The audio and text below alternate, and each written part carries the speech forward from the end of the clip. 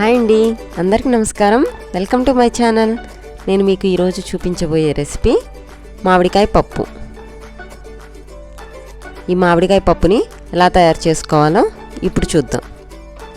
దీనికోసం కుక్కర్లో 1 cup కందిపప్పుని wash చేసుకొని వేసుకోవాలి. అదే కప్పుతో 2 కప్స్ వాటర్ యాడ్ చేసుకోవాలి.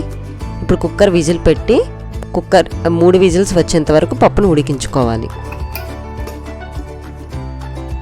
ఇలా ఉడికించుకున్నటువంటి పప్పుని కొద్దిగా స్మాష్ చేసుకోవాలి. తర్వాత దీనిలో 1/2 cup mango slices, 2 tomato slices, 7 green chilli, salt రుచికి తగినంత వేసుకొని 1/2 కప్పు వాటర్ యాడ్ చేసుకొని మళ్ళీ 2 విజిల్స్ వచ్చేంత వరకు పప్పును ఉడికించుకోవాలి.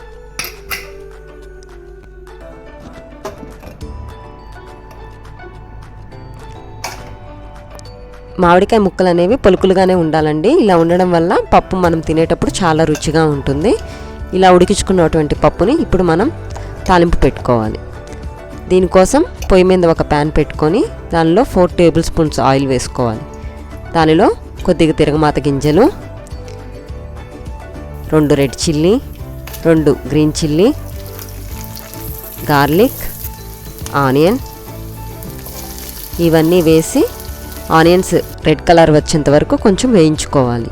తర్వాత దీనిలో 2 రెబ్బల కరివేపాకు ఇవన్నీ వేసి కలుపుకొని ఈ పోపుని ఇప్పుడు పప్పులో వేసుకోవాలి.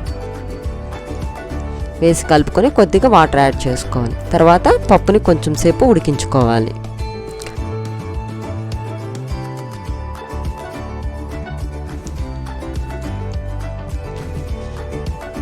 పప్పు బాగా తెల్లిన తర్వాత దీన్ని మనం బౌల్లోకి తీసుకుందాం. అంతేనండి, మామిడికాయ పప్పు తయారైపోయింది. ఈ రెసిపీని మీరు కూడా ఒకసారి ట్రై చేసి మీకు ఎలా వచ్చిందో నాకు కామెంట్ రూపంలో తెలియచేయండి. మీకు కానీ నా వీడియోస్ నచ్చినట్లయితే please like and subscribe my channel. Thanks for watching.